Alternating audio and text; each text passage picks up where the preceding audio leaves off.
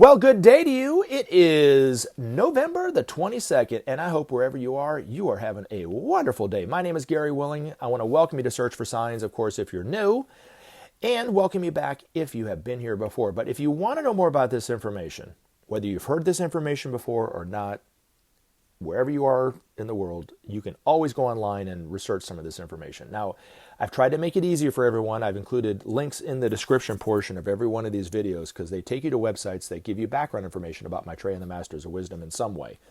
So they're there for you if and whenever you want to look into it. Now, if you want to join the discussion, feel free to do that. Post your comment, post your question in the comment section, or you can email me at searchforsigns@mail.com. But I want to thank Lenny and Kalura, Naidawi J, Zell King, Rick Todd, Ricardo Pels-Wesley. I think that's everybody who commented since the last time I put a video up. I really do thank you guys for doing this because it gives me an opportunity to talk about something, and hopefully we can learn more about this incredible subject by trying to answer these questions. So I really do appreciate everybody that takes the time to do it. So thank you for that. Now, Naidawi J asked a question and said, the story about the message on the payphone is pretty funny. Did something happen beforehand that it was in response to? And the simple answer is yes. Now, I will go into greater depth about that, but yes, it was in response to me signing autographs in Japan while I was touring as a touring musician. I signed it with a peace sign, a heart, and a happy face, and part of the message that was on the payphone was heart sign, a peace, and a happy face, so very similar. And it's quite an extraordinary experience, but I'll go into more depth in just a second. But anyway, he also said, I have a Maitreya story that was verified by Mr. Creme. I wrote in about my experience and asked. Well, that's really cool. So if you want to, and you have the time, email me it. I would love to read about it. I love reading about other people's Maitreya experiences. They're quite wonderful. And also, too, real quick, before I try to answer the question, when I talk about the websites and the links that go to those websites to give background information, Share International is the website there, is hands down the best resource for information about Maitreya. There's images of some of these miracle signs that have been going on for decades. There's information about Maitreya's priorities. There's articles coming from Benjamin Creme's master about different things. So you can see how these masters are going to teach humanity and some of their priorities in that way, more about Maitreya coming from one of these masters and what he means for humanity and so forth. But if you read some of the back issues of Share International, and they post one every month on this website, there are articles or letters that people wrote in to Benjamin Creme over the years about their own personal experiences with Maitreya. And they're quite extraordinary. You know, I've had a few. I even talk about them on this channel. There's a playlist that I put my Maitreya experiences. But you can read, countless number of experiences from Maitreya, from the Master Jesus, from the Master Tokyo. And it might give you a better sense of how these masters have been approaching ordinary people, such as myself. But it also might give you a better sense that maybe, possibly, you have met Maitreya in your life at some point and just forgot about it. Because when it comes to this particular experience that I had, it happened before I knew anything about Maitreya. So I wasn't looking for an experience. I wasn't even thinking that these things even existed. So my mind didn't just put it there. I wasn't wishing that it would happen at some point or anything, nothing. I was just living my life, totally ignorant and blind to the fact that all this, was going on. Now, when I was overseas in Japan, I was standing backstage after one of our shows, and there was a lady that asked everybody for their autograph, including the main singers, and then she looked at me and handed me the piece of paper and wanted me to give her an autograph. So I was trying to think of what to say, so I thought of some universal symbols, a peace sign, a heart, and a happy face, right? I mean, symbols that pretty much everybody in the world would know what I was trying to say.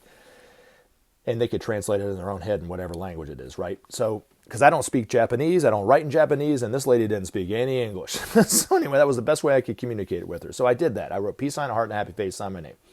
And I did it a few times throughout the tour that I was on, but not very many times. And then when I got back to Japan, we got back from Japan to Atlanta, a few weeks after that, I was driving in an area of town that I was not familiar with at the time, and I got really lost. And I was supposed to meet somebody, and he was about 5 or 6, 7 miles away from what I know of where he said he was, or remember where he said he was, to where I actually made the call. But I needed to let him know I was going to be late, because there was a time that I was supposed to meet him at, and I was running close to I would never find it in time. And I also needed better directions to how to get to where he was. So I pulled into this little gas station, and there was a payphone at the corner of the parking lot, and I went over to make the call. And as I'm putting in the quarter in the phone, I look around and there's graffiti all over this phone. And one of the graffitis had my name on it, and it was written in black magic marker. So it was real. I didn't imagine it. So it wasn't like a vision or anything like that. And it said, "To Gary," and then there was a heart sign, a peace sign, and a happy face. It said, "Still alive and well," and there was this little cross with 2 diagonal lines coming out from the top of it. And there was a signature, and it was signed the Christ. Now, I thought it was kind of weird that the Christ was, there was a signature of the Christ, but my initial reaction was, who's Gary? He signs his name just like I did in Japan. Because I didn't know anything about this information. You gotta realize that. So it didn't connect anything. You know what I mean? It was just kind of a weird thing that happened. And then from time to time, I would be driving around or by myself, and I would think about that. And I'd go, that was weird. But I still, at the same time, didn't know it was a miracle or look for it to be a miracle. It wasn't until I started studying this information, reading the books from Benjamin Creme, reading some of the Sharon National magazines, even talking with some of the people in the local group here, that I started to realize that people were having experiences like this, seeing Maitreya as a homeless man or a homeless woman or something like that, and how it changed their life and those kind of things. And I was listening to what they were saying and some of the stories they were talking about. And then I went, wait a minute. What about that payphone message? That was weird. And I asked Benjamin Creme just like this Naidawi J did. And he wrote back and said, yes, it was Maitreya. So it's important to understand when hearing this information, for one thing, you might have had an experience from Maitreya. That's one thing I wanted to say about when I talk about my experiences and why I'm trying to share them with you, is to try to hopefully, for some of you guys who have had experiences with Maitreya, that it might trigger a memory that you had. That's one thing. 2, it also shows how they are approaching humanity at this time, especially dealing with ordinary people such as myself. 3, they do it all the time, and there's millions upon millions of people who have already met Maitreya. But how are they interacting with us? Well, they're not traveling all over the world doing this. They're thinking and creating what's called a familiar. It's really a thought form. It looks like a person. It's just as physical as you and I, and I've actually shaken Maitreya's hand, and he's just as physical as if I were to shake your hand. But it's a thought form of Maitreya, or one of these masters.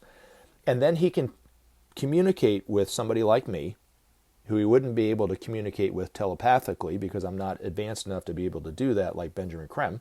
And he could talk to me, and I could hear what he had to say, and then he could send just a little bit of his love and his wisdom and his energy to me, and a little bit of a blessing to me.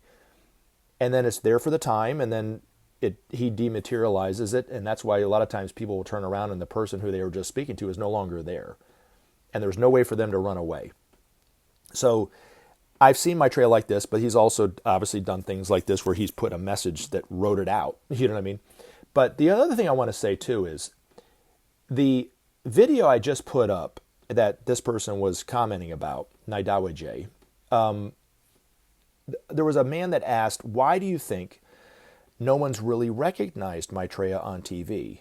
And I have a lot of wonderful explanations that I could think of as to why he's still not really being recognized on TV, even doing interviews all over the world, and quite a number of them. And I do think you can look at my experience with this payphone as probably why nobody's really talking about it. And the reason is because most of the people that are seeing him on TV don't know anything about Maitreya. Don't even know to even look at that there's somebody like him coming back into the world and teaching humanity directly. They're just seeing an ordinary person on TV. Now they might, just like I was contemplating about my experience with this payphone and how extraordinary it was and how crazy to have a coincidence where I sign my name like this in Japan and then it's written on a payphone in Atlanta, Georgia.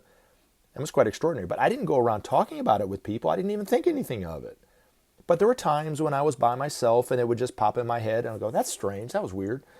So who's to say that the people who are seeing Maitreya on TV aren't having that same response to what he's saying?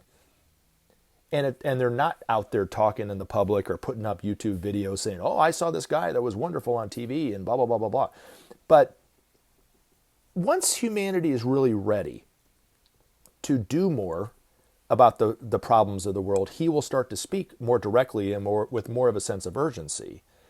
Now, he might be recognized just as kind of a group leader or a teacher kind of deal, that kind of thing. But there might be people who start to suspect that that is Maitreya. But in time, we will all see Maitreya and know he's Maitreya because he'll say his name, but he's going to do it all at the same time, so we all know at the same time. Up until that point, we might not really know, or we might suspect but not know for sure. And to Ricardo's point, because Ricardo Pels-Wesley added something to this too about what I was saying on that video, is he also said there are those among us who are sworn to keep his identity to themselves, alas, for the time being, is what Ricardo Pels-Wesley said. And that's so true.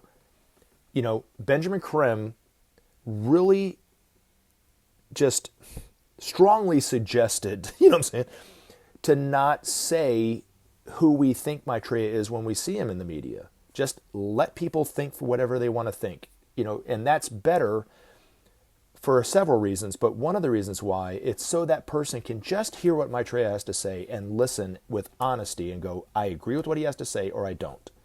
And feel free enough to be able to say that and not be obligated to believe it if they think he's Maitreya, think he's the awaited teacher that they are awaiting to come back, or even disagreeing with it because they think he might be the Antichrist because now they know he's Maitreya. It's better just to sit there and just contemplate on what he's saying. But just because people aren't talking about it doesn't mean people aren't thinking about it. For one thing, because they just can't connect it because they don't know yet.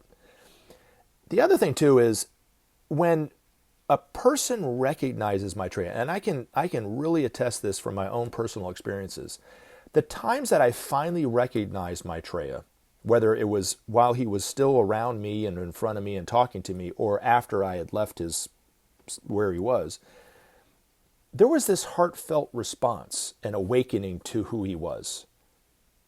And it's a blessing that I still remember to this day.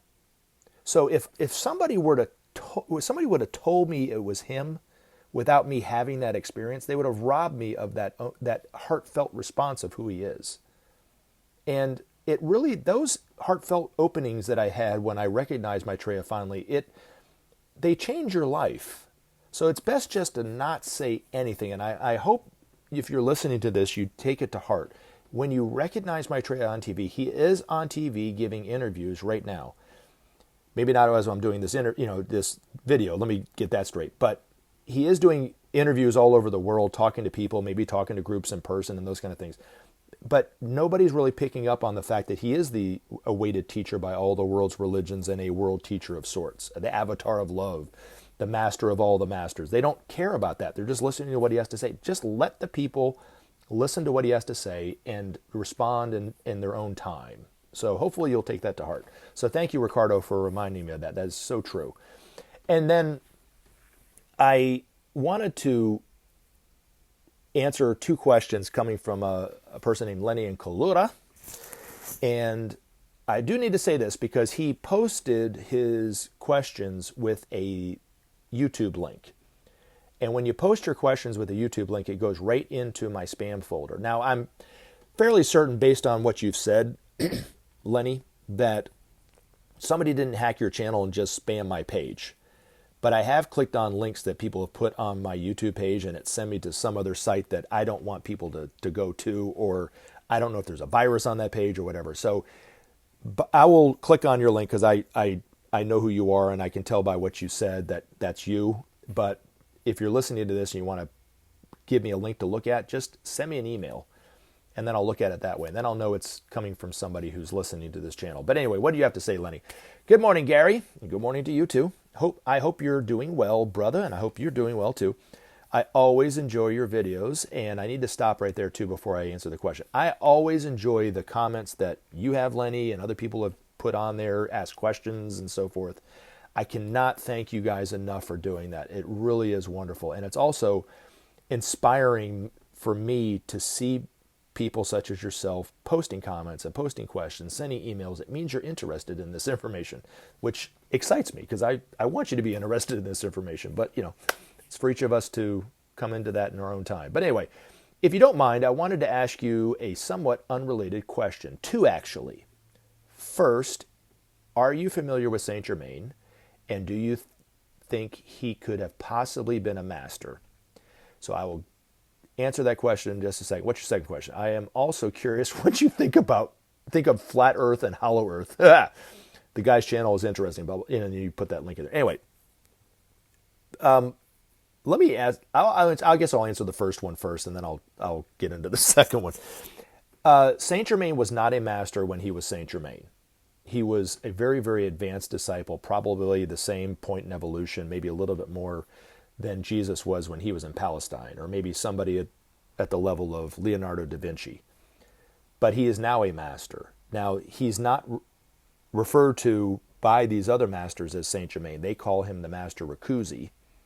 And if you look at the background image of these videos, I have 1, 2, 3, 4, 5, 6, 7, 8. I have 8 individuals, either pictures or paintings of different individuals. And if you look at the very bottom, right underneath Benjamin Creme, there's a Renaissance-looking guy with a pointy black beard. Well, anyway, that's a painting of Francis Bacon, who was a previous incarnation of Saint Germain, who was a previous incarnation of this Master Rakuzi. And so he had 3 well-known incarnations. The first one was Roger Bacon.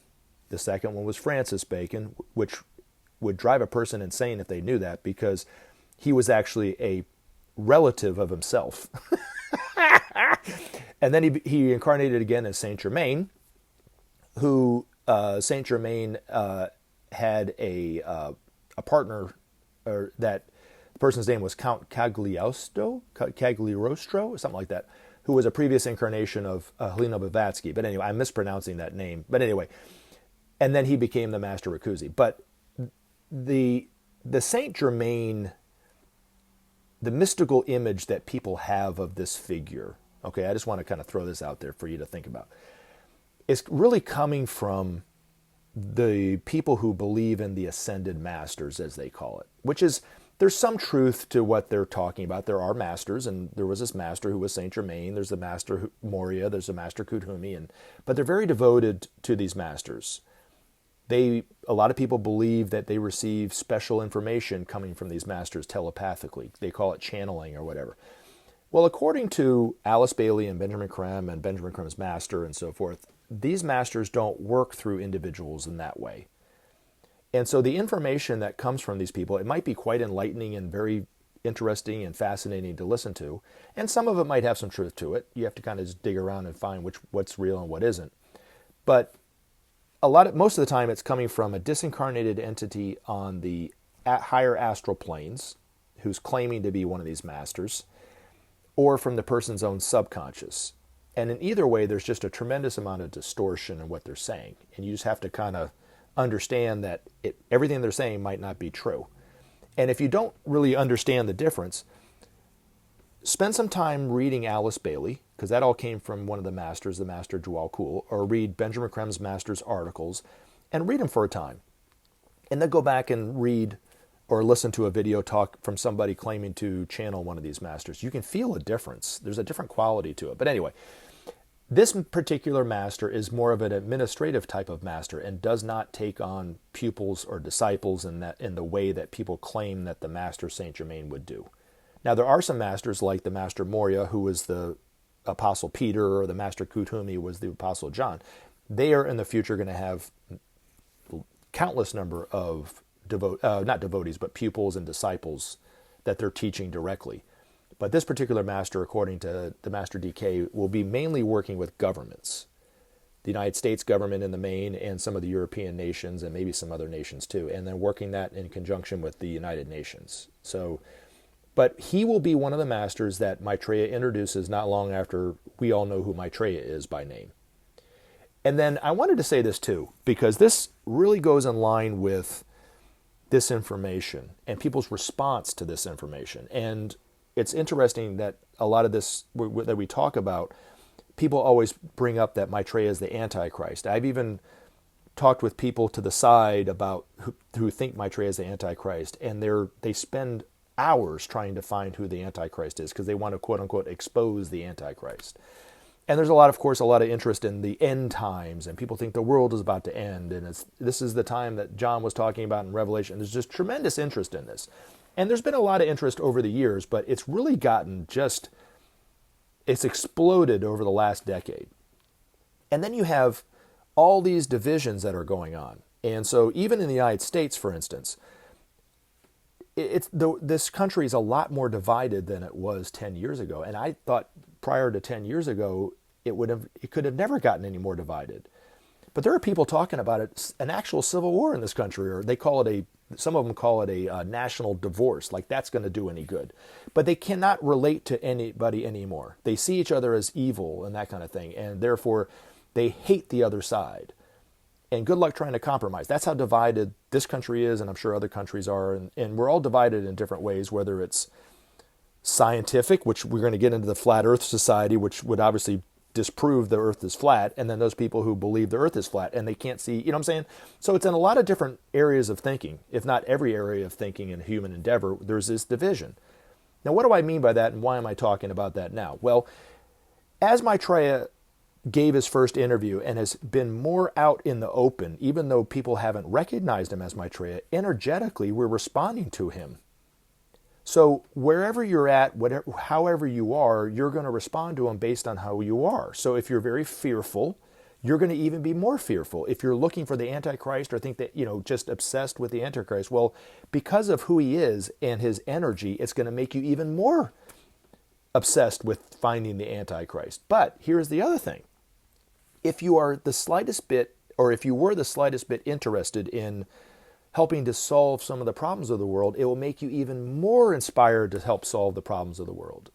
And you might be marching for peace or justice, and you might have never been somebody that stood out in the street with a sign, or called your representative in government or talked to your people in your life about how we can solve problems, but yet you find yourself more and more doing that you're responding also to his energy. And these masters know that their energy affects us in that way. It is an unconscious or even a subconscious maybe reaction and response that humanity has to being around these masters. Now, where it comes into the whole Saint Germain thing, this is what I wanted to talk about, is Alice Bailey wrote in one of her books, she was talking about the masters and some of their work and a little bit about what they do and that kind of stuff and what they'll do in the future. But this master Rakuzi, when he became a master, started to take over on the inner planes control of some of the governments in the world. And when he did that, there was this response from part of humanity that happened. And she said it was quite curious to see it from the other side. That was her master speaking through her to this, that they noticed that once he did that, there was a response from humanity. And one of the responses was, people started to think that Francis Bacon, who was a previous incarnation of this master, wrote all the Shakespearean work, and that Shakespeare was a fraud. And there was this huge controversy at the time that Francis Bacon was the actual author of this, of Shakespeare, of the Shakespearean work. Now, in truth, Shakespeare actually wrote all that because he was just as advanced as Francis Bacon was. They were contemporaries, but that was what, according to the Master DK, that was a knee-jerk response from humanity because this master was starting to take up a role in working with humanity in that way. Just as when Maitreya started to do the same thing, when he entered London in 1977, it affected humanity. Even then, even though people didn't even know he was around, and one of the ways it showed up is people have this greater interest in the Antichrist, are utterly convinced that they're going to see the Antichrist in their lifetime, but yet it's because the actual Christ is back in the world, that kind of thing. So just something to think about and kind of contemplate on and ponder on. But that's one of the effects of these masters coming back in the world, is how it affects all of us together. We become more of who we are.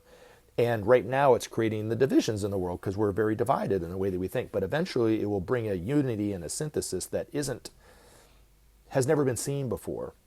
And that's the hopeful part of this message. Now, to get into the flat earthers and the hollow earther people and so forth, I think that they're just either being just silly and stupid for no reason, perhaps buying into information that makes no sense because there's so much evidence to the contrary. The Earth is a globe. Now, I understand. I live on the planet Earth. It doesn't seem like a globe to me. It seems flat, but that's an illusion. We've been able to travel far enough away from this planet that we've actually taken actual photos of the planet, and it's a globe. It just looks like the moon. It's round, But if you look at what you're asking in reference to this information, you can really talk about it and learn more about this information from the fact that there's esoteric information, that which is hidden, and exoteric information, which is more known and agreed upon. It doesn't mean that the exoteric information is true. It just means that that's what everybody's agreed upon is true. That there might be a hidden truth that is different than that. So for God knows how long, people thought the world was flat because that's what it looked like. And then there were people like Copernicus and some of these other explorers and astronomers that set out and made it their life's work to prove that the world was not flat. It was a globe. And there was, of course, a lot of backlash that came during their lives because the church, it was smacking in the face of what the church was teaching, is that the earth was the center of the universe. God created that in 7 days. The stars in the heavens rotate around the earth. Well, they were proving and setting out to prove that that wasn't true. And the esoteric truth was that the earth is not the center of the universe. It's actually a tiny microscopic electron in the body of the cosmic being that we are all a part of. And it's a globe. You know what I'm saying?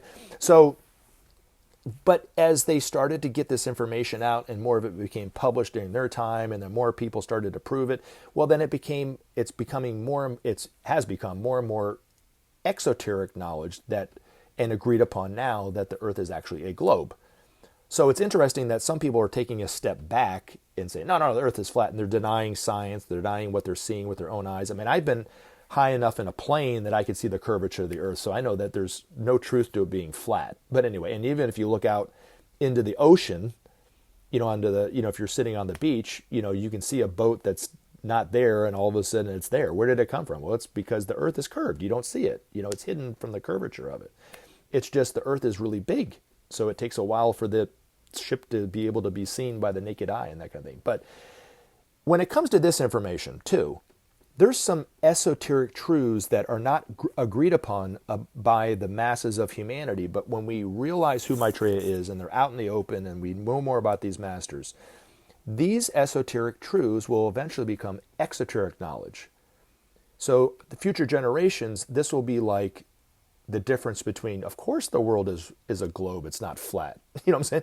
We've been able to scientifically prove some of these things. So one of the revelations that's really esoteric knowledge now, but will eventually be exoterically agreed upon by all of humanity, is humanity is not at the highest rung of the evolutionary ladder on this planet. There's actually a kingdom above humanity called the Masters of Wisdom, or the Kingdom of Souls, or the Lords of Compassion, or the spiritual hierarchy of this planet.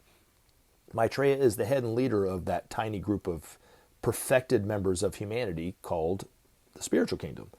And we are moving, whether we realize it or not, are moving out of the human kingdom into the spiritual kingdom.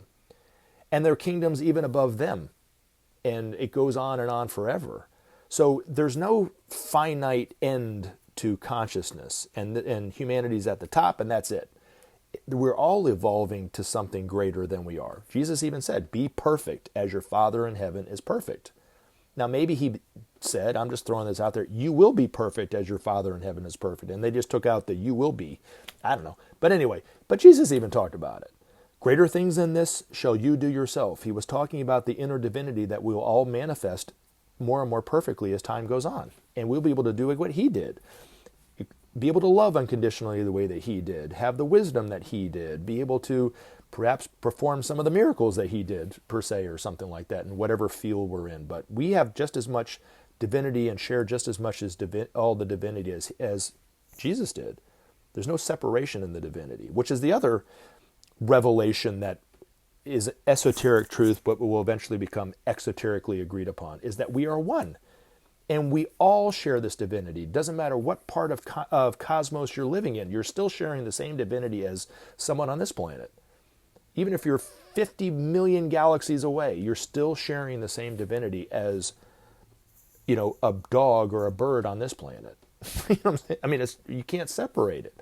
So that's something that will be a revelation for people that will be like, but in the future, it would be quite common knowledge.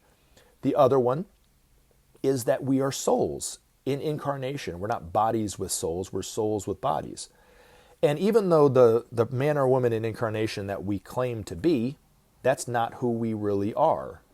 All the conditioning, all the problems, all the ways of looking at life, all the ways that we like to eat and the culture and those kind of things that we created over a lifetime, all the experiences that we experienced are not who we really are. We're what's seeing that. We're the divine soul within that body. And when that person dies, that man or woman dies, that soul lives on and then creates another body another personality, and then they have a whole other set of problems they got to deal with. But it's working towards something, which is the next kingdom up. We're eventually moving into the next kingdom up and becoming a master like these other masters are. And then lastly, the revelation that I think is a little farther along than these other ones is that there is life on other planets.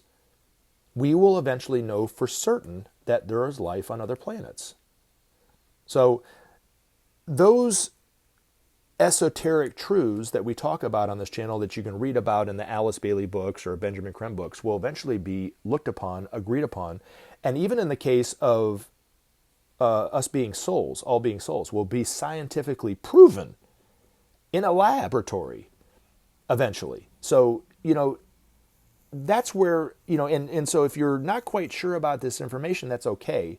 But understand it's really only because we haven't talked about it as a people. We don't think about these masters. We don't even know that these masters exist, most of us, right? So how could we see Maitreya on TV? To get back to Maitreya's interviews and so forth, how could we see Maitreya on TV and even think that that could be Maitreya if you have no idea and don't even know that you don't even know that these masters exist? Do you see what I'm saying? So, but anyway, you had some wonderful questions that came our way. Thank you so much for that. I'm glad you guys shared those questions with me and your comments with me. I love you. You guys take care. Look forward to putting up more videos in the future. Remember to You guys take action Bye.